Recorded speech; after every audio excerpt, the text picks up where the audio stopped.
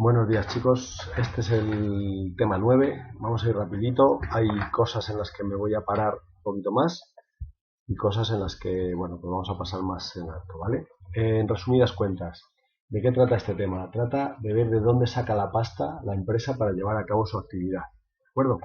Todo lo que supone de dónde voy a sacar dinero para poder pagar todas las cosas que tengo que pagar, es decir, todas las máquinas, los sueldos, las materias primas, todo, absolutamente todo. ¿De dónde voy a sacar ese dinero? ¿De acuerdo? Necesito sacar ese dinero, necesito un dinero para poder estar en la actividad. ¿De acuerdo?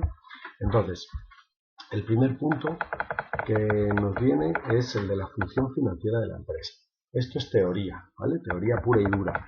Aquí lo que podéis hacer es, bueno, simplemente conocer cuál es la función financiera de la empresa, que básicamente tiene 4 elementos. La primera es planificar. Planificar qué necesidades voy a tener de capital. Es decir, ¿voy a necesitar 1.000.000 de euros o voy a necesitar 100.000 euros? Bueno, dependiendo de lo que vayas a hacer, evidentemente tienes que planificar. No es lo mismo ir a pedir un crédito de 1.000.000 que un préstamo de 1.000.000 que un préstamo de 100.000. ¿De acuerdo? Decisiones de inversión. ¿En qué lo voy a invertir? No es lo mismo invertirlo en nueva maquinaria que invertirlo en publicidad, que invertirlo en una nueva instalación más moderna, ¿vale? Pues todo esto, una vez que planificas cuánto dinero necesitas, en qué lo vas a invertir. Y después, ¿de dónde lo vas a sacar? ¿A quién se lo vas a pedir? ¿Lo vas a obtener por tus propios medios o lo vas a pedir a un banco? Todo esto hay que tenerlo en cuenta, ¿vale? Una cosa importante es el equilibrio financiero. Nunca tienes que endeudarte a lo loco, ¿vale? El endeudamiento, digamos que es conveniente para la empresa, pero un momento, por favor, que se me ha ido para arriba. A ver, aquí estamos. Sí, decíamos que el equilibrio financiero es importante. El nivel de endeudamiento que tienes que tener, tiene que tener un poquito de equilibrio y tienes que saber que tienes que ser capaz de devolver el dinero que debes, ¿vale? No puedes pedir más dinero del que puedas pagar o del que puedas afrontar, ¿de acuerdo? De hecho, muchísimos negocios se van a pique por esto. Lo siguiente, vamos a ver un poco, esto no tiene mayor importancia, simplemente está diciendo que una cosa es de dónde sacas el dinero y otra cosa en qué lo inviertes. Esto lo veremos en el tema siguiente, ¿vale? En el tema 10. Vale, siguiente punto del tema, las fuentes de financiación de la empresa. Esto es teoría pura y dura. O sea, no vamos a perder mucho más tiempo aquí. Aquí tenéis que ver claramente cómo se dividen los criterios de clasificación de las fuentes de financiación, ¿vale? Según su propiedad de los recursos. Pues puede ser propia, financiación propia o financiación ajena. La propia es la que sale de la propia empresa, ¿vale? Son propiedad de la empresa. Ejemplo, capital y reservas. Esto es muy importante. Capital y reserva vamos a verlo muchísimo a lo largo del tema, ¿vale? Financiación ajena, cuando no tienes tu capacidad para tener ese dinero o esa financiación, entonces vas afuera de la empresa, a un banco o a quien te pueda prestar esa financiación. Aquí a la izquierda tenéis una foto del libro, exactamente de la página, os lo digo ahora mismo, de la página 165, ¿vale? Que es un poco un resumen de los tipos de recursos que podemos tener. Vale, seguimos con la teoría. Según el tiempo de permanencia de los recursos, pues está largo plazo y corto plazo. Largo plazo más de un año normalmente, corto plazo menos de un año. Bueno, eso no tiene la mayor importancia, aunque puede caer en la EBAU, puede caer como pregunta de teoría. Y según su procedencia interna o externa. Es decir, la interna es la que genera la propia empresa, ¿vale? Es la que se llama la autofinanciación, ¿de acuerdo? Y la externa es todos los demás recursos financieros, ya sean propios o ajenos. Atención, chicos. No se debe confundir recursos externos con recursos ajenos. No es lo mismo, ¿de acuerdo? No es lo mismo. Bien. Después, bueno, pues esto seguimos un poquito. Siguiente punto. Me han salido 10 páginas de resumen, pero bueno, tampoco, porque hay bastante hueco, no os asustéis. A ver, punto 3. La constitución y las ampliaciones de capital. Este es un poco la parte más difícil, porque es donde vienen los ejercicios más difíciles de este tema. El resto va a ser teoría y quizás algún ejercicio fácil, pero esto, digamos, los ejercicios chungos son los de este punto. Bien, esto es de lo poco que me dio tiempo a explicaros en clase antes de que nos invadiera el coronavirus. Pero fijaos, lo que es la constitución y la ampliación de capital. Primero de todo, sabéis de sobra del tema 2, aquel famoso de las formas jurídicas, que las sociedades anónimas tienen que tener un capital inicial, que son los que los socios aportan, ¿vale? Entonces, todo esto, el capital inicial, ya sabéis que tiene que estar desembolsado al 25% y suscrito al 100%, ¿vale? Es decir, suscrito quiere decir que todas las acciones están asignadas. Sabéis también, por el tema 2, que el capital inicial está dividido en acciones, ¿de acuerdo? Aquí un pequeño ejemplo. Una sociedad anónima, claro, vamos a trabajar siempre con sociedades anónimas en este tema, ¿vale? Que son las más habituales en España. Una sociedad anónima con un capital social de 200.000, dividido en acciones de 20, de valor nominal. Luego veremos los tipos de valores. Es decir, el capital estará dividido en 10.000 acciones de 20. Es fácil, ¿no? 200.000 de capital dividido en acciones de 20, pues ¿cuántas acciones tengo? 10.000 acciones. 10.000 acciones por 20, 200.000. Estará completamente suscrito, pero estará desembolsado solo el 25%, es decir, 50.000 euros. Seguimos, que esto ya lo sabéis. Las ampliaciones de capital. Vamos a ver, esta es aquí el quid de la cuestión de este tema. Una empresa puede necesitar a lo largo de su vida, una empresa puede empezar con un capital inicial, ¿bien? A lo largo va pasando los años y imaginaos que esta empresa crece y necesita más financiación, necesita más capital. Pues lo que puede hacer es una ampliación de capital. Es decir, si tenías 100.000 de capital, pues dices, voy a aumentar un 50% mi capital. Y vas a tener que añadir, puedes ampliar 50.000 euros más, bueno, o lo que se estime oportuno, ¿vale? Luego veremos ejemplos numéricos. Antes de seguir, los valores de la acción, fijaos, estos son los valores de la acción, lo que vamos a tener son diferentes. Por ejemplo, el valor nominal es el valor de la acción en el momento de que se constituye la sociedad, es decir, capital social de 100.000, aquí por ejemplo en el ejemplo de antes, el valor nominal es 20 euros, ¿vale? Porque es el valor de la acción cuando se constituye la empresa, ¿vale? Entonces, en este caso, ¿cómo se obtiene? Valor nominal igual a capital social entre número de acciones, sencillo, ¿no? Siguiente, valor teórico o contable. Atención porque aquí ya empiezan los problemas. Aquí habría que añadir al capital social las reservas. Es decir, imaginaos que una empresa, después de 2 años de funcionamiento, tiene unas reservas acumuladas. Las reservas, ya veremos lo que es, pero las reservas son beneficios no distribuidos entre los accionistas. Es decir, son beneficios que la empresa se queda para poder reinvertirlos, ¿de acuerdo? Entonces, en este caso, hay que añadir al capital social, hay que añadir las reservas. Entonces, en este momento sería capital social más reservas, que es el patrimonio neto entre el número de acciones. Y un ejemplito. Una empresa comenzó con un capital de 100.000 euros dividido en 4.000 acciones. Es decir, valor nominal, ya sabréis hacerlo, sería 100.000 entre 4.000 igual a 25 euros. Bien, si esta empresa ha acumulado 40.000 euros de reservas, imaginaos, a lo largo de su actividad, son beneficios no distribuidos, su patrimonio neto será de 140.000, por lo que el valor teórico será de 35. Si hacéis 100.000 más 40.000 entre el número de acciones, que era 4.000, pues nos va a dar 35 euros por acción. Sería el valor teórico. Entonces ya tenemos que el valor nominal, 25. El valor teórico, 35. ¿Veis por qué? Porque se han añadido las reservas. Siguiente. Valor de mercado o cotización de la acción. Este es el valor bursátil.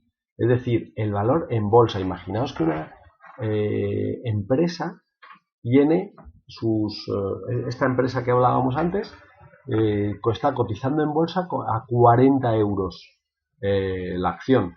Pues entonces, una cosa es el valor teórico de la acción, que son 35, ¿vale? Y otra cosa es el valor bursátil, que es lo que cotiza en bolsa, que eso ya no tiene nada que ver con la empresa. Eso tiene que ver con el mercado de competencia perfecta que supone la bolsa de valores, compra y venta de acciones. Y por último, el último valor que vamos a ver de una acción, que puede tener una acción, es el valor de emisión. El valor de emisión, tú cuando haces una ampliación de capital puedes emitir las acciones a la par, quiere decir al mismo valor nominal, o puedes emitirlos sobre la par, es decir, con una prima de emisión, ¿vale? Pues en ese caso sería valor de emisión igual al valor nominal más la prima de emisión. Veremos luego cómo se calcula la prima de emisión. Seguimos. Punto 4. Los efectos económicos de la ampliación de capital. Como os dije el otro día en clase, una ampliación de capital supondría un perjuicio económico para el antiguo accionista, siempre y cuando ese antiguo accionista no entre en la nueva ampliación. Bien, para poder evitar ese menoscabo que se hace al antiguo accionista, bueno, aquí lo tenéis claro, dice, si la empresa que va a ampliar capital tiene reservas acumuladas, entonces el valor teórico es superior al valor nominal. Entonces, si emitiéramos las nuevas acciones por valor nominal, se perjudicaría a los antiguos accionistas de la empresa, pues se venderían nuevas acciones a un valor inferior al que tienen antes de ampliar el capital. Entonces, hay dos maneras de compensar a los antiguos accionistas. O bien emites las nuevas acciones con una prima de emisión, es decir, valor nominal más prima de emisión, es decir, un valor de emisión mayor al nominal, o le puedes dar una preferencia, es decir, le dices, tú por ser antiguo accionista tienes preferencia sobre otro accionista que quiera venir nuevo, ¿vale? Es decir, tú como ya has estado aquí desde hace tiempo, pues ahora en la ampliación tú vas a tener un derecho preferente, ¿vale? Un derecho preferente de suscripción. Bien, vamos a ver cómo funciona esto. Fijaos, la prima de emisión consiste en emitir las acciones sobre la par, es decir, cada acción se venderá por un valor teórico antes de la ampliación, un precio superior al valor nominal. El valor de emisión será un valor teórico que será valor nominal más la prima de emisión, ¿de acuerdo? Fijaos, en el ejemplo de la página 168, si tenéis el libro delante, os lo explica perfectamente, ¿vale? Entonces, ir mirando, además está muy sencillito, mirad ese ejemplo, por favor, y entenderlo, ¿vale? Simplemente eso, aquí no suele haber ejercicios de prima de emisión, ¿vale? Simplemente entender que hay que poner como habría que añadir una prima al precio nominal, al valor nominal, ¿vale? Para que, digamos, que se vieran compensados los antiguos. Y la segunda manera es dar un derecho preferente de suscripción. Esto sí que es importante, súper importante. ¿Por qué? Porque aquí lo que vamos a hacer, o sea, todos los ejercicios del tema 9 que hay en los exámenes de la EBAU son referente a esto, todos. Luego podréis encontrar preguntas de teoría también del tema 9, pero todos los ejercicios, que eso ya es de todo el tema, pero todos los ejercicios prácticos del tema 9 de la EBAU son referentes a esto, ¿de acuerdo? Atención por favor ahora, que esto es muy importante y tenéis que entenderlo. Bien, estamos en la página 169 de vuestro libro.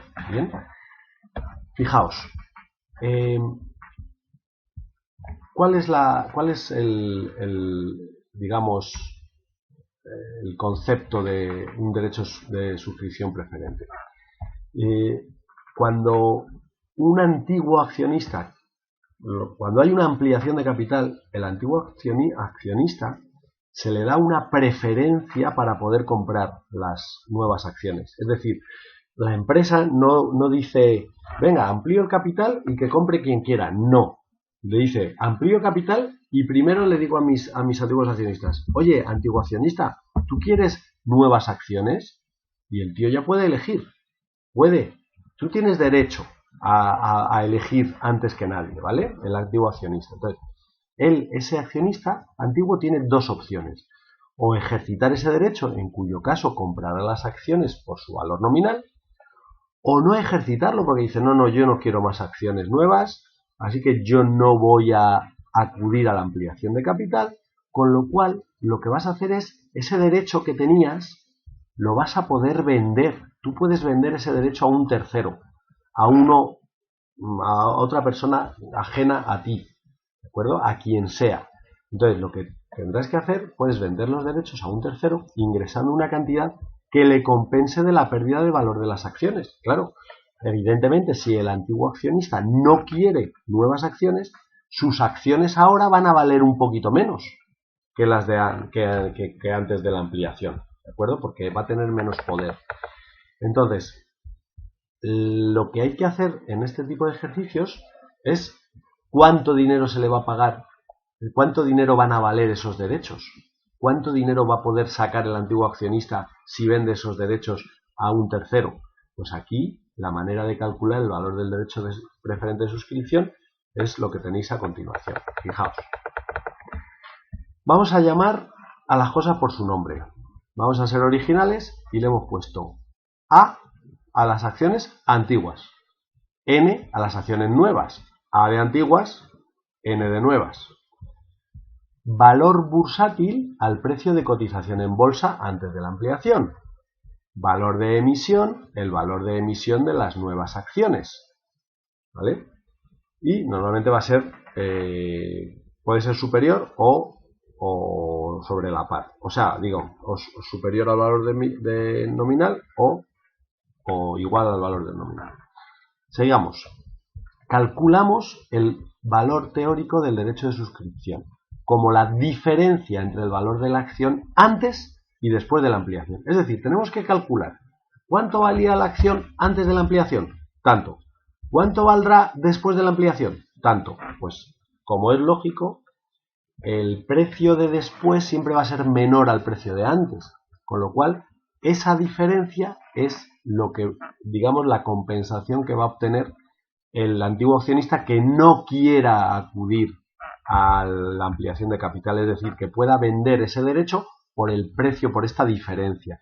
La diferencia entre el valor, la diferencia entre el valor de la acción antes y después de la ampliación. Si la empresa cotiza en bolsa, usaremos el valor bursátil, pero es que esto jamás he visto un valor en un ejercicio de la EBAU de valor bursátil, ¿vale? No digo que no lo vayan a poner, pero jamás, me da igual. Y si lo normal es que sean por valores de valor contable o valor teórico, ¿vale? Bien, vamos a empezar. ¿Cuánto vale antes de la ampliación? Pues es o valor bursátil o valor teórico, punto, ya está. Eso es lo que vale antes de la ampliación. Ya os digo que lo normal es que sea valor teórico. ¿Os acordáis cuál era el valor teórico? Lo repasamos. Era cuando se añaden las reservas al capital social. Aquí lo tenéis. Valor teórico, capital social más reservas entre el número de acciones. ¿Vale? Entonces, el valor después de la ampliación viene dado, o sea, este es antes de la ampliación, ¿vale? Después de la ampliación, porque hemos dicho que el cálculo del valor del derecho de suscripción es la diferencia entre el valor antes y el valor después de la ampliación. Entonces, fijaos un segundito, voy a ponerlo aquí mejor, ahí, para que esté todo alineado. Bien, fijaos, pues valor después de la ampliación es el valor teórico de las acciones antiguas más el valor de emisión de las nuevas entre el número total de acciones antiguas más nuevas. Fijaos, esto es como un valor ponderado. Si os acordáis cuando hacíamos la valoración de inventarios, cuando hacíamos el precio medio ponderado, lo que hacíamos era productos a un precio por ese precio, más productos a otro precio por ese precio, entre el total de productos para sacar un precio medio ponderado. Pues esto es lo mismo, pero con el valor de las acciones. Yo tengo unas acciones antiguas a un valor teórico y unas acciones nuevas a un valor de emisión, ¿vale? Pues yo quiero sacar cuál es el, digamos, el valor que voy a tener después de la ampliación. Bien, si la empresa cotiza en bolsa, usaremos valor bursátil en vez de valor teórico, pero ya os digo que muy difícil que pongan en el ejercicio de la EBAU un ejercicio con valor bursátil en vez de valor teórico. Bien, entonces ya tenemos lo que vale el valor antes de la ampliación y el valor después de la ampliación, ¿vale? Pues entonces, como hemos dicho que es la diferencia, el valor del derecho de suscripción será la diferencia entre el valor teórico, o sea, antes, con valor después. Valor antes de la ampliación menos valor después de la ampliación, ¿vale? Y incluso tenemos una formulita directa. Ya sabéis lo poco amigo que soy yo de las formulitas directas. ¿Por qué? Porque siempre os acabáis equivocando y no sabéis si esto es un menos, si esto es un más, si aquello era un por. Entonces, porque la mente os traiciona. Entonces, lo suyo sería intentar, mi consejo, o sea, hallas el valor anterior a la ampliación, hallas el valor después de la ampliación y después los restas y punto. Pero bueno, para los memoriones aquí tenéis una formulita para sacar el valor del derecho de suscripción, que es las nuevas por la diferencia entre el valor teórico y el valor de emisión entre el número de acciones total, antiguas más nuevas, ¿vale? El valor de derecho de suscripción es el valor que de cada uno de los derechos de suscripción y cada acción antigua incorpora un derecho de suscripción. Es decir, el valor del derecho de suscripción es el valor de cada uno de los derechos, ¿vale? Y cada acción antigua incorpora un derecho de suscripción, ¿vale? Entonces, todavía no hemos acabado de hacer el ejercicio, esperad, que todavía queda un poco. Derechos que hacen falta para adquirir una acción. Claro, una cosa es que dices, ostras, yo no quiero acudir a la ampliación, yo vendo mis derechos, vale, viene uno de fuera, un accionista nuevo, dice, oiga, ¿cuántos derechos hacen falta para adquirir una acción? Claro, pues dice, yo quiero adquirir 1000 acciones, vale, pues una cosa son, usted tendrá que pagar, el nuevo tendrá que pagar las 1000 acciones por un lado y los derechos correspondientes por otro, ¿de acuerdo? ¿Por qué? Porque el accionista antiguo que no ha ido a la ampliación de capital quiere su dinerito, su compensación, ¿vale? Entonces, cualquier accionista de la empresa podrá comprar o suscribir las acciones nuevas que le correspondan en función de las acciones que ya posea. El cociente antiguas entre nuevas determina el número de derechos que se necesitan para suscribir una acción nueva. Cada acción antigua otorga un derecho de suscripción, pero se necesitarán varios para adquirir una acción nueva, dependiendo, evidentemente, de las acciones antiguas existentes y las nuevas. Es decir, dependiendo de este cociente. Antiguas entre nuevas, ¿vale? Entonces, vamos a verlo todo con un ejemplo, por favor, que ya me estoy mareando. A ver, ejemplo. Una empresa tiene un capital social de 1 millón de euros. Formado por 100.000 acciones de 10 euros. Está claro, ¿no? 100.000 acciones por 10 euros igual a 1 millón de euros. y tiene unas reservas de 200.000 euros. Es decir, ellos ya han ido acumulando beneficios no distribuidos y tiene 200.000 euros de reserva. Decide ampliar capital con 50.000 nuevas acciones. Cuidado. Entonces, antes tenía 100.000 acciones antiguas, 50.000 acciones nuevas. ¿Vale? A, 100.000. N, 50.000. Que se emiten a la par, es decir, por su valor nominal. Esto es lo típico, ¿vale? Siempre a la par, el valor nominal. Bien. Primera pregunta, calcular el valor del derecho de suscripción. Segunda pregunta, el señor Rico es un antiguo accionista que posee 10.000 acciones. ¿Cuántas acciones nuevas podrá comprar y a qué precio? ¿Qué opciones tiene si no desea acudir a la ampliación de capital? Si el señor Rico no compra las acciones y las vende los derechos a un tercero, que no es accionista, ¿qué coste tendrá para este último comprar las acciones? ¿Vale? O sea, vamos a ver todas las posibilidades. Este es el típico problema de EBAU. Bien, solución. La primera. Tenemos aquí, calcular el valor del derecho de suscripción preferente. Os he dicho que lo primero que es la diferencia entre el valor antes de la ampliación y el valor después de la ampliación. ¿Vale? Entonces, evidentemente no cotiza en bolsa como nunca, como siempre en este tipo de ejercicios, y la ampliación de capital, entonces el valor de las acciones antes de la ampliación de capital será de el valor teórico, es decir, el valor teórico, o sea, valor antes de la ampliación será capital más reservas entre las acciones antiguas. Son 1.200.000 entre 100.000 acciones, 12 euros por acción. Ya tenemos el valor teórico de la acción. Valor después de la ampliación. El valor después de la ampliación, ya hemos dicho que es como una especie de precio ponderado, como el PMP de los inventarios, como el precio medio ponderado de los inventarios, pero aquí con acciones. Sería como un valor, digamos, un valor medio ponderado de la acción. Fijaos, tengo 100.000 acciones a 12 euros, más las nuevas que se van a poner, las nuevas son 50.000 acciones a 10 euros, porque os recuerdo que, según nos dice el ejercicio, el valor, esto no lo da el ejercicio, no os agobiéis, dice, formado por tal, decide ampliar con 50.000 nuevas acciones que se emiten a la par. A la par quiere decir valor nominal, ¿vale? Entonces, a la par quiere decir a 10 euros. Bien, pues sería 12 euros por 100.000 antiguas más 10 euros por 50.000 nuevas entre el total. Pues fijaos que eso nos da 11,33 euros por acción. Entonces ya tengo que el valor antes de la ampliación son 12 euros, el valor después de la ampliación son 11,33. Como vemos, el valor ha bajado. Siempre es así.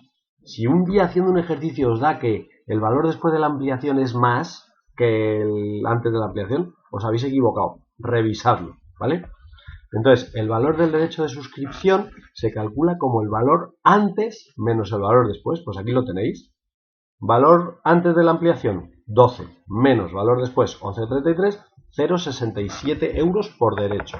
Es decir, cada derecho de suscripción tendrá un valor de 0,67 euros y habrá 100.000 derechos, uno por cada acción antigua. ¿Vale? Entonces, esto súper importante, por favor. Bien, ya hemos contestado a la primera pregunta, la pregunta A. Pregunta B, os recuerdo cuál era. El señor Rico, antiguo accionista, posee 10.000 acciones. 10.000 eran 100.000 en total, pues él tiene el 10%, 10.000. ¿Cuántas acciones nuevas podrá comprar y a qué precio? ¿Qué opciones tiene si no desea acudir a la ampliación de capital? Vale, pues chicos, ¿cuántas acciones nuevas podrá? La cuestión aquí es la siguiente, antes de enseñaros la solución. Si antes tenía un 10% de las acciones y el tío quiere seguir, el señor Rico quiere acudir a la ampliación de capital, la clave está en que no pierda poder. Es decir, en que si antes tenía el 10% de las acciones, ahora tiene que tener el 10% de las acciones después de la ampliación. Es decir, si antes tenía 10.000 acciones de un total de 100.000, ahora tendrá que tener el equivalente, es decir, el 10% de un total de 150.000, que son las acciones totales que va a haber después de la ampliación. Es decir, así a bote pronto y sin ser muy y haciéndolo de cabeza, el señor rico va a poder comprar 5.000 acciones nuevas, y si no al tiempo, fijaos. Para ver cuántas acciones puede comprar el señor rico hay que calcular el cociente entre número de acciones antiguas y número de acciones nuevas. Antiguas entre nuevas, 100.000 entre 50.000 igual a 2. Significa que el señor rico necesita 2 acciones antiguas, 2 derechos de suscripción, para comprar una acción nueva. En ese caso, como el señor rico tenía 10.000, entre 2 es igual a 5.000 acciones nuevas.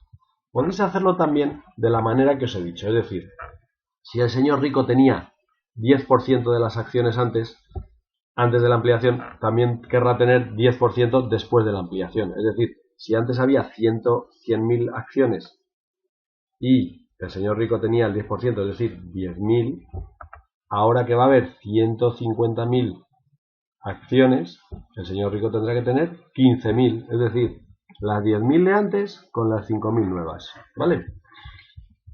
Y la segunda parte de la pregunta, ¿qué opciones tiene el señor rico? Pues el señor rico tiene 2 opciones. O comprar 5.000 acciones a su valor nominal, es decir, a él no le van a clavar el derecho de suscripción preferente, porque él, el valor del derecho de suscripción, él ya tiene ese derecho por ser antiguo.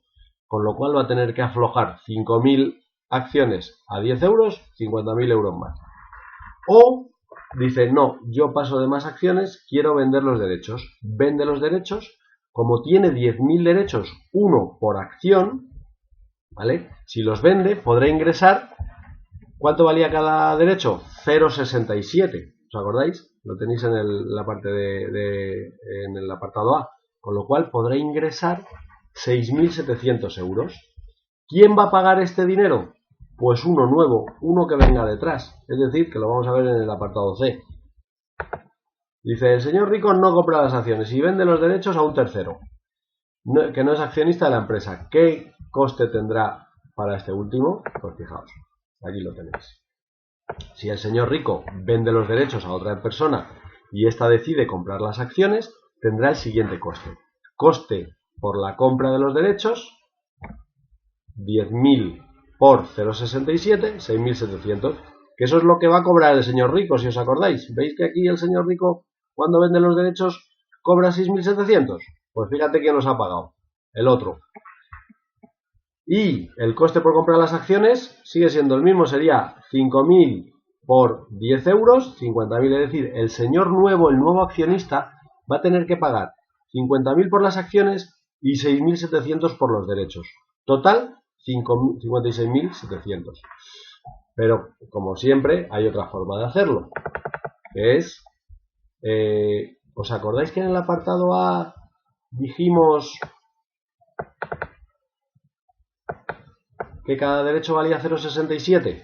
Bien.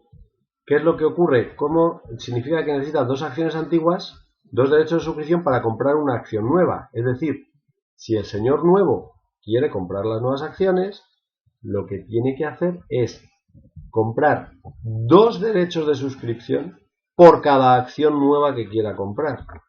Es decir, fijaos, como la proporción de la ampliación es de 2 a 1, un nuevo accionista tendrá que adquirir 2 derechos por cada acción suscrita en la ampliación. Es decir, deberá pagar el valor de la acción, 10 euros, más el valor de los 2 derechos, 2 por 0,67, que nos había dado el derecho, 1,34, con lo cual va a tener que pagar 11,34 por acción. Y fijaos, la magia de la economía nos dice que, como eran 5.000 acciones, 5.000 por 11,34, 56.700. Igualito que aquí. ¿Qué os parece? ¿Vale? Entonces, bueno, hacer el ejercicio 5 de la página 180 para ver si lo habéis entendido. Este es de libro, ¿vale? Los de la EBAU son un poquito más complicados, pero nada, siempre es lo mismo.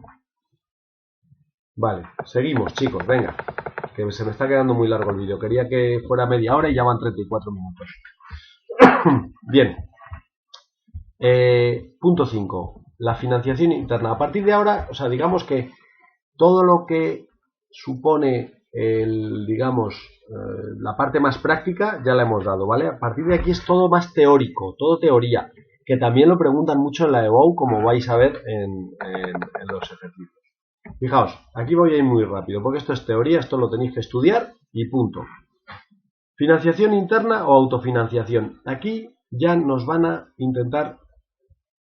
diferenciar en cuál sería la financiación interna y la financiación externa, que será la siguiente, la ajena, la financiación ajena, quería decir, perdón.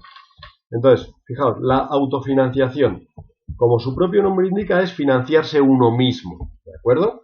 Entonces, vamos a ver qué maneras tenemos de hacerlo. Fijaos, os he dicho antes que cuando una empresa tiene beneficios, tiene dos opciones, o retenerlos en reservas o repartirlos a los accionistas con dividendos. Aquí los accionistas estarán muy contentos y aquí los directivos estarán muy contentos.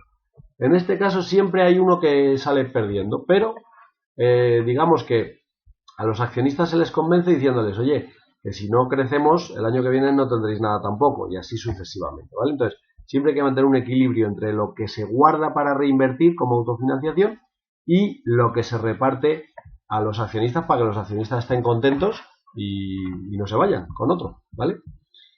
Entonces, componentes de la autofinanciación, teórico total. Autofinanciación de enriquecimiento, es decir, para que la empresa crezca, el objetivo es que la empresa crezca, ¿vale?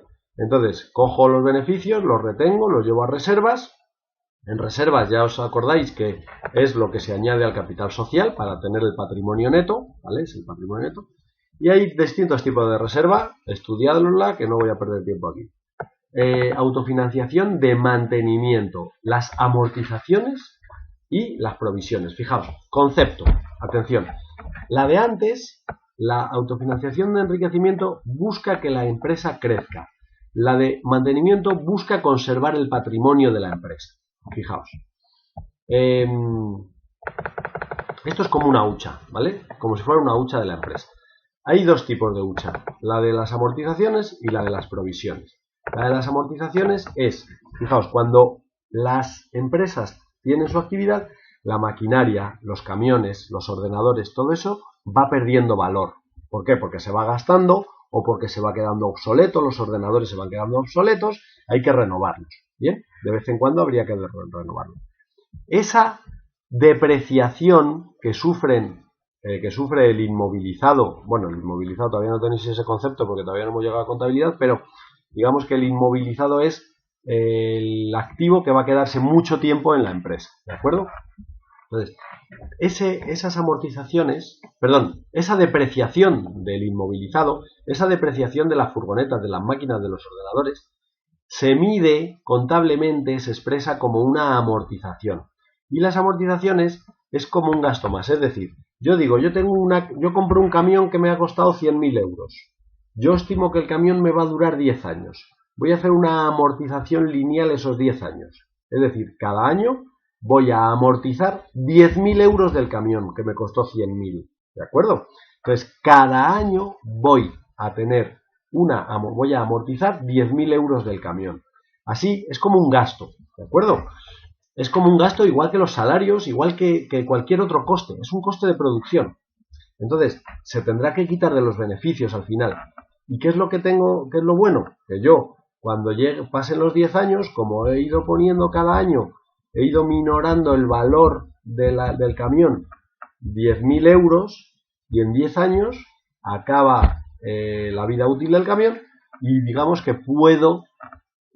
tengo la capacidad de comprar otro camión nuevo, ¿de acuerdo? Eso serían las amortizaciones. Y las provisiones es como las amortizaciones, pero para riesgos o posibles pérdidas futuras. Lo típico, una empresa que va a hacer un ERE, va a echar a 50 trabajadores y dice, me vienen un montón de juicios y posibles indemnizaciones aparte. Pues ahí lo que hace es hacer una provisión para poder pagar futuros litigios con los trabajadores, por ejemplo, ¿vale? Bien, aquí tenéis ventajas e inconvenientes de la autofinanciación ¿vale? Os los estudiáis. Y vamos al punto 6. Financiación ajena a corto plazo. Es decir, la que tengo que pedir a otros, ¿vale? Fijaos, a corto plazo y luego veremos a largo plazo. Muy rápido. Corto plazo. Crédito comercial a proveedores. No hay nada que decir. Una empresa compra y el proveedor le dice que le pague a 30, 60 o 90 días. Pues es como una especie de crédito. Si os fijáis, tú ya puedes, la empresa que compra esas mercancías ya puede ir utilizándolas en su actividad económica y todavía no las ha pagado. Entonces es como un pequeño crédito a corto plazo. Préstamos y créditos bancarios, pues la típica línea de crédito que te da el banco, una tarjeta de crédito, un préstamo pequeño, bueno, siempre a corto plazo. Y aquí el único ejercicio que nos puede venir de esto, que es raro que lo pongan, pero que alguno hay, es el descuento comercial de efectos, ¿de acuerdo? Todo este rollo de aquí os lo resumo muy sencillo. Una empresa tiene una factura, ¿vale? De un cliente, imaginaos el de aquí atrás, ¿vale? Los de aquí atrás, estos. La empresa que dice, ostras, este no me va a pagar hasta dentro de 90 días y yo necesito el dinero. Bueno, no pasa nada. Yo hago un descuento comercial, es decir, tengo una factura o un pagaré o una letra que pone que hasta junio no la voy a poder cobrar, ¿vale? Hasta junio de 2020 no la voy a poder cobrar, no la voy a poder reclamar a la persona que se lo vendí. Vale, pues yo como necesito el dinero ahora, voy al banco y le digo, oiga, señor banquero, necesito dinero de este efecto comercial. Necesito que me adelante este dinero. ¿Cuánto pone en la factura que le deben? 10.000. Y hasta junio no lo puede cobrar. Vale, pues entonces yo le voy a dar a usted, evidentemente no le voy a dar 10.000, le voy a dar un poco menos, porque el banco vive de eso. Le va a dar 9.000, ponle 9.900. Pues lo que se queda al banco son 100 euros, ¿vale? Entonces eso le compensa. Aunque pierda algo de dinero la empresa, le compensa porque tiene el dinero ya. Entonces, esto es todo el rollo este que os he puesto aquí, ¿vale? Entonces, son ejercicios muy sencillos, que tenéis aquí el ejemplo de la página 173 y tenéis que hacer el ejercicio 10 de la página 181. Es muy fácil, de verdad. Ved cómo está el ejemplo del 173 y haced el 10 de la 181 seguidamente, ¿vale? Y después hay otro método que es el factoring, que es, digamos, lo contrario que el descuento de efectos. Es decir, el banco adelanta dinero a menos una importante comisión. Lo malo de esto es que es súper caro, tiene un coste muy, muy alto. Seguimos. Largo plazo. Financiación ajena a medio largo plazo. Pues lo primero, empréstitos, todo lo que son obligaciones. Cuando una empresa tiene digamos que emite unos empréstitos, unas obligaciones o bonos que se llaman empréstitos a cambio de un dinero. Esto, digamos que podría ser parecido a las acciones, pero no son como las acciones, ¿vale? No funcionan igual. Entonces, uno de los últimos grandes fiascos de este tipo de acción lo hizo Rumasa en su época. Si queréis poner en el Google obligaciones de Rumasa hace unos 5 o 7 años, y bueno, aquello fue impresionante porque ofrecían un 8% de rentabilidad al año y como nadie ofrecía eso, bueno, pues hubo mucha gente que fue estafada por eso. Al final, pequeños ahorradores dan su dinero para comprar estas obligaciones que muchas veces no, algunas veces, como en el caso de Rumasa, pues no tienen un final feliz. Vale. Se supone que esto está fijado, normalmente es a largo plazo, porque suele ser a 5 años, es decir, tú prestas, el pequeño ahorrador presta su dinero a la empresa a cambio de una obligación y un interés pactado de tiempo y de intereses, ¿vale? Entonces, digamos que se supone que, bueno, pues que a los 5 años van a devolverte el dinero que le prestaste con los intereses. Esa es la diferencia con las acciones, que aquí hay un plazo y un interés muy fijado, muy prefijado, ¿vale? Créditos para adquisición de inmovilizado, lo típico que se hace con un banco, vas a pedir un préstamo o a un banco y bueno, a largo plazo, a largo plazo, más de un año. Leasing y arrendamiento financiero, esto es, ahora está muy de moda, sobre todo el leasing operativo o renting, ¿vale? Que es, bueno, se suele hacer para tema de elementos de transporte, camiones o furgonetas o coches. Las empresas, las grandes empresas, todas utilizan el renting y es al final, pues el que te alquila, por ejemplo, Peugeot, te arrenda, te hace un renting de 100 furgonetas para tu empresa y es Peugeot el que se encarga de mantenerlo, renovarlo, pagar el seguro, todo eso. Es bastante carete, pero la empresa se despreocupa de ese tema. Y el leasing financiero, pues es más bien digamos, se pone a disposición del usuario, el contrato no se puede rescindir y suele incluir una opción de compra al final del contrato. En el leasing operativo eso no ocurre. Y por último, el entorno financiero de las empresas. A ver, esto ya es lo típico que nunca cae, pero que no digo yo que aquí, ¿en qué me centraría yo? En esto, en rentabilidad, riesgo y liquidez, como para alguien que digamos que está pendiente de su dinero, cómo pueden ser esas inversiones financieras, qué tiene que ser lo importante, pues eso, rentabilidad, riesgo y liquidez, van unidos, la rentabilidad, cuanto más riesgo, más rentabilidad, cuanto menos liquidez, cuanto más, digamos, cuanto más liquidez tenga un activo, pues será más fácil convertirlo en dinero, evidentemente, y podrá ser más rentable también, ¿vale? Bien, más rentable, sobre todo, más rentable a corto plazo. Y el mercado de valores y la bolsa, pues esto es un poco ver cómo funcionan los mercados o sea, lo que es la bolsa, lo que se está hundiendo estos días por el coronavirus, y los mercados secundarios o de negociación, bueno, pues un poco lo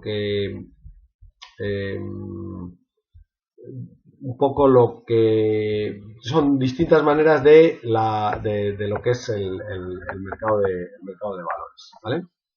La bolsa de valores, poco cómo funciona, pero vamos, en este último yo ni me pararía, El mercado de valores y bolsa me lo leería y punto.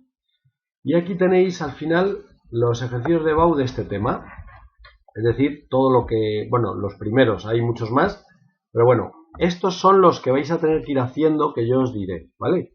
Haced este, haced este, haced este. Cada día os voy a mandar una introducción, pero vamos, estos van a ser los que vais a tener que ir haciendo, o sea que si queréis ir adelantando, ya sabéis. Bueno, chicos, pues chicas, este ha sido el tema 9, la financiación de la empresa, ¿vale? 49 minutos me ha supuesto. Bueno, a ver si el siguiente lo consigo hacer en menos de 40 minutos.